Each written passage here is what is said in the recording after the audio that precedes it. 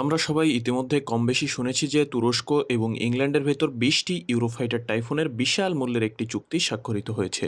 তুরস্ক F-35 চুক্তি থেকে বের হয়ে যাওয়ার পর তাদের বিমান বাহিনীকে মডার্নাইজেশন করার লক্ষ্যে F-16 ব্লক 70 সহ ইউরোফাইটার টাইফুন অনেক দিন ধরে ক্রয় করার চেষ্টা করছিল তুরস্ক। বিভিন্ন দেশের ভেটো দেওয়ার কারণে চুক্তি হবে হবে করেও নতুন ফাইটার জেট কেনার চুক্তি সম্পন্ন হচ্ছিল না।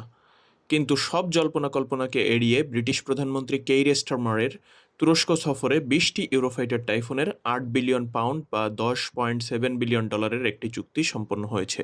আজকের ভিডিওতে আমরা আলোচনা করব এই চুক্তিটি কেমন হলো, লাভ হলো নাকি ক্ষতি হলো, এই চুক্তির আওতায় কাতার ও ওমানের সাথে হতে যাওয়া চুক্তিগুলো ইনক্লুডেড কিনা। পাশাপাশি আলোচনা করব ইউরোফাইটার টাইফুনের সক্ষমতা এবং কেন ইউরোফাইটার টাইফুন কিনল টার্কি।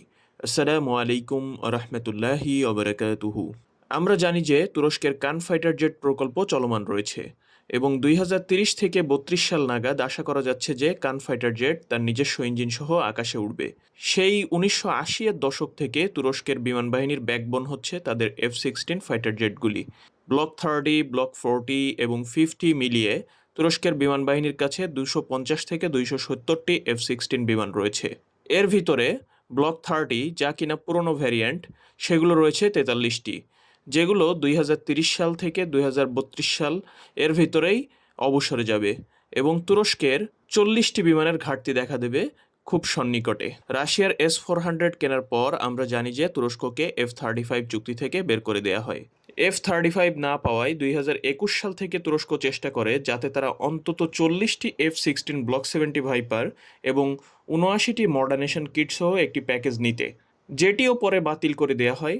এরদোয়ানের শেষ আমেরিকা সফরে এই চুক্তির কথা পুনরায় উঠলে ট্রাম্প বলে ভেবে দেখবে। এরই মধ্যে তুরস্ক একবার জার্মানি, একবার ইতালি, একবার ইউকে, তো আরেকবার স্পেনের কাছে ধর্ণা দেয় ইউরোফাইটার টাইফুনের চুক্তির জন্য। কারণ আপনারা জেনে থাকবেন যে এই ইউরোফাইটার টাইফুন ফাইটার জেটটি হচ্ছে ইউরোপের 4টি সম্মিলিত দেশের একটি প্রজেক্ট।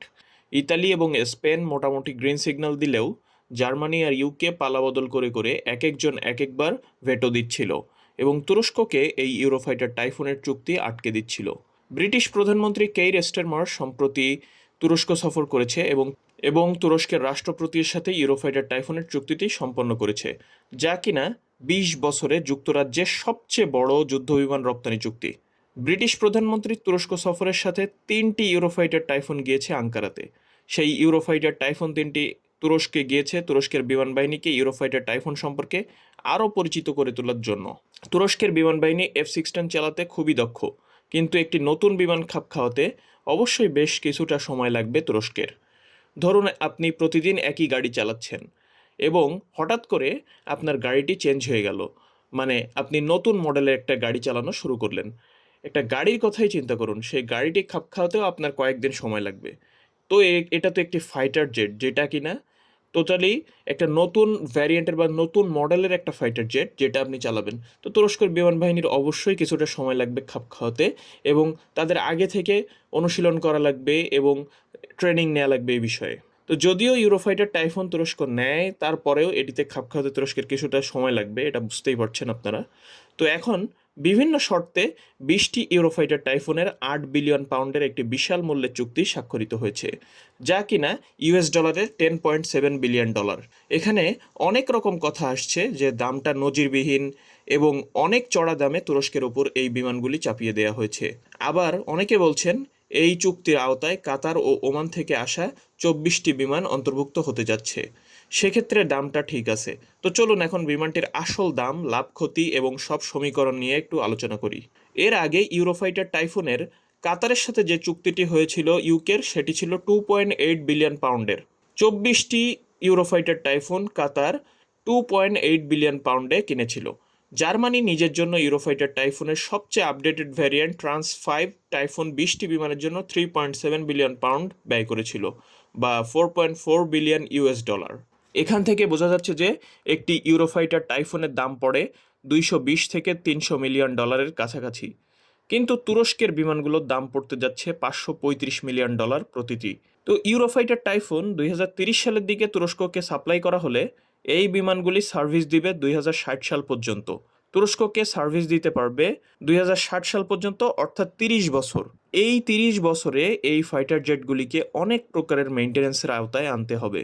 এবং অনেক বিশ্লেষক বলে যেমন যে হাতি পুষলে যেরকম অনেক টাকা খরচ হয়, ঠিক ফাইটার জেট রাখাও এরকম একটি ব্যাপার। তো এই মেইনটেনেন্সগুলি বা মেইনটেনেন্সের পার্টসপাতিগুলি এগুলো সবগুলি দেখা যাচ্ছে যে ইউকে থেকে আসতে পারে। আবার সাথে এগুলো থেকে নিক্ষেপ করার জন্য যে অ্যামুনেশনগুলি ব্যবহৃত হবে সেই অ্যামুনেশনগুলিও ইউকে থেকে আসতে পারে। তো যদি 30 বছরের মেইনটেনেন্স সাথে অ্যামুনেশন এই চুক্তির আওতায় অন্তর্ভুক্ত থাকে, যার সম্ভাবনা বেশি, তাহলে এই চুক্তিটি বলা যায় যে ঠিক আছে। আবার আরেকটি বিষয়, তুরস্কের মতো একটি দেশ যারা কিনা ডিপ্লোম্যাটিক দিক থেকে অনেক ঝানু, তারা কিনা মার্কেট প্লেস ছাড়া এত বেশি দামে এই ফাইটার জেটগুলি এমনি এমনিই কিনবে না। তুরস্ক এই ফাইটার জেটে যে ভ্যারিয়েন্টটি কিনতে যাচ্ছে সেটি সম্ভবত হতে যাচ্ছে ট্রান্স 4 ভ্যারিয়েন্ট, যা কিনা ইউরোফাইটার টাইফুনের সবচেয়ে আপডেটেড ভার্সনের আগের ভার্সনটি। আবার অনেক বিশ্লেষকদের মতে ট্রান্স 5 পেতে যাচ্ছে তুরস্ক। এখন আরেকটি যে দামের বিষয়টি এখানে আসছে, কাতার ও ওমান থেকে 12টি করে 24টি ফাইটার জেটের মূল্য এই চুক্তির আওতায় হতে যাচ্ছে।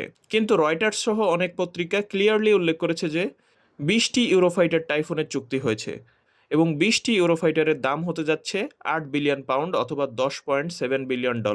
আর যদি কাতার ও ওমানের সাথে হতে যাওয়া চুক্তিগুলি এর ভিতরে ইনক্লুডেড থাকতো, তাহলে কাতার ও ওমানের প্রতিনিধিরা চুক্তি হওয়ার সময় সেখানে উপস্থিত থাকতেন বা এ ধরনের কিছু এখানে উল্লেখ থাকতো। কিন্তু সেরকম কিছুই দেখা যায়নি এখানে। যদিও কাতার এবং ওমান থেকে এই ফাইটার জেটগুলি পেতে হলে তুরস্ককে ইংল্যান্ডের বা ইউরোপিয়ান যে 4টি দেশ সবকটির পারমিশন লাগবে তুরস্কর, যা কিনা অলরেডি তারা দিয়ে দিয়েছে। আবার হতে পারে ইংল্যান্ড এমন শর্ত রেখেছে যে ইংল্যান্ডের সাথে এই 20টি ফাইটার জেটের চুক্তি হতে হলে এই রকম দামের রেঞ্জে চুক্তি করতে হবে এবং এই প্রাইসেই চুক্তি করতে হবে, তবে কাতার এবং ওমান থেকে ওই ফাইটার জেটগুলি কম দামে নিতে পারবে। আবার ওই ফাইটার জেটগুলি ট্রান্স 3 ভ্যারিয়েন্টের, সেক্ষেত্রে এমনটা হওয়ার সম্ভাবনা অনেক বেশি যে ইংল্যান্ড ওই ভ্যারিয়েন্টগুলির আপগ্রেডেশন কিটও প্রোভাইড করবে এই চুক্তির আওতায়। অর্থাৎ যে 20টি ফাইটার জেটের চুক্তি করেছে তুরস্ক ইংল্যান্ডের সাথে, সেই 20টি ফাইটার জেটের চুক্তির সাথে ওই ট্রান্স 3 ভ্যারিয়েন্টগুলির জন্য আপগ্রেডেশন কিট, অর্থাৎ সেগুলোকে ট্রান্স 4 অথবা ট্রান্স 5 রূপান্তর করার জন্য যেসব আপগ্রেডেশন কিট লাগবে সেই আপগ্রেডেশন কিটগুলো প্রোভাইড করবে এই চুক্তির আওতায়। এটা হওয়ার সম্ভাবনা অনেক বেশি। এখন চলুন একটু দেখি এই বিভিন্ন ব্লক বা বিভিন্ন ভার্সনের ইউরোফাইটার টাইফুনগুলির ভেতরে পার্থক্য কী। অন্যান্য ফাইটার জেটের সক্ষমতার তুলনায় এটি কতটা সক্ষম। ইউরোফাইটার টাইফুনের ট্রান্স 4 এবং ট্রান্স 5 মধ্যে মূল পার্থক্য হচ্ছে রাডার সিস্টেমে এবং অটোনোমাস বা আর্টিফিশিয়াল ইন্টেলিজেন্সের ব্যবহারে। ট্রান্স 4 ব্যবহার করা হয়েছে ক্যাপ্টর E8 radar, multi target track সহ বিভিন্ন ধরনের সক্ষমতা প্রদান করে যেটি, এবং ট্রান্স 5 ব্যবহার করা হয়েছে ক্যাপ্টর MKE2 রাডার, যা কিনা ইলেকট্রনিক ওয়ারফেয়ার সক্ষমতা সম্পন্ন, অর্থাৎ অন্য ফাইটার জেটগুলিকে অকাজে করে দিতে পারে। অর্থাৎ জ্যামিং সিস্টেম বা এ ধরনের সিস্টেম এই ফাইটার জেটটিতে ইনক্লুডেড। ইউরোফাইটার টাইফুন হচ্ছে টুইন ইঞ্জিন একটি ফাইটার জেট, অন্যদিকে F-16, F-35 উভয়ই হচ্ছে single engine fighter jet. Eurofighter typhoon twin engine হয় ডগ ফাইটে কিছুটা এগিয়ে থাকবে, কিন্তু বর্তমানকালের যুদ্ধগুলো ডগ ফাইটের চেয়েও সিঙ্গেল এন্ট্রি ফাইটের উপর বেশি নির্ভরশীল। রাডার ক্রস সেকশনের দিক থেকে ইউরোফাইটার টাইফুন F-16 থেকে এগিয়ে আছে। ইউরোফাইটার টাইফুনের রাডার ক্রস সেকশন 0.05 থেকে 0.1 মিটার স্কোয়ার এবং F-16 radar cross section 1 metre স্কোয়ারের কাছাকাছি। তবে রাডার ক্রস সেকশনের দিক থেকে F-35 অনন্য। F-35 রাডার ক্রস সেকশন আরও কম এবং রাডারে ধরা পড়ার সম্ভাবনা অনেক কম, কারণ এটি 5th জেনারেশন ফাইটার জেট। আর F-16 এবং এই ইউরোফাইটার টাইফুন এগুলো হচ্ছে 4.5 জেনারেশন ফাইটার জেট। তো জেনারেশনের দিক থেকেও পিছিয়ে আছে। তো বুঝতেই পারছেন যে রাডার ক্রস সেকশনে 5th জেনারেশন ফাইটার জেটের মতন সক্ষম হওয়া সম্ভব না ইউরোফাইটার টাইফুনের। তো তুরস্ক যদি ইউরোফাইটার টাইফুনের সবচেয়ে লেটেস্ট ভ্যারিয়েন্টটি পায়, তাহলে এটি তুরস্ককে নির্দ্বিধায় 2060 সাল পর্যন্ত একটি ভালো ব্যাকআপ দিতে সক্ষম হবে এবং পাশাপাশি কান ফাইটার জেটটি 2035 সাল নাগাদ সম্পূর্ণভাবে বেশ 40টি পরিমাণে থাকতে সক্ষম হবে বলে ধারণা করা হচ্ছে। তো লং টার্ম চিন্তায় তুরস্ক এই ডিসিশন নিয়েছে। এখন হতে পারে এই চুক্তিও ভঙ্গ হয়ে যেতে পারে। আবার এই ধরনের চুক্তির অনেকগুলো রুলস অ্যান্ড রেগুলেশন না মানতে পারে ইউকে, যা কিনা এই ধরনের ফাইটার জেট চুক্তিতে দেখা দিয়েছে। সাথে কিনা আরও আরেকটি বিষয় যেটি কিনা তুরস্কের জন্য ভালো একটি খবর, সেটি হচ্ছে অনেক দিন ধরে চলমান তুরস্কের আলতাই ট্যাঙ্কের প্রজেক্ট সফল হয়েছে এবং প্রথম চালান তারা হস্তান্তর করেছে তাদের সেনাবাহিনীর কাছে। সেটি নিয়ে আরেকটি ভিডিও আপনারা চান কিনা জানাতে পারেন আমাদের কমেন্টে। আর আরও জানাতে পারেন এই ইউরোফাইটার টাইফুনের চুক্তিটি কেমন হলো এবং আরও মতামত দিতে পারেন যে কী ভুলভ্রান্তি ছিল এই চুক্তিতে বা তুরস্কের চুক্তিটি লাভজনক হলো কিনা। তো আপনাদের মূল্যবান মতামত আমাদের কমেন্টে জানাতে পারেন এই সব বিষয়ে। আজকে এখানেই বিদায় নিচ্ছি। আরও এই ধরনের ভিডিও পেতে আমাদের সাথেই থাকুন। ডিফেন্স ডাইনামিক্স সত্য প্রচারে কুণ্ঠিত বোধ করে না। ভালো থাকুন, সুস্থ থাকুন।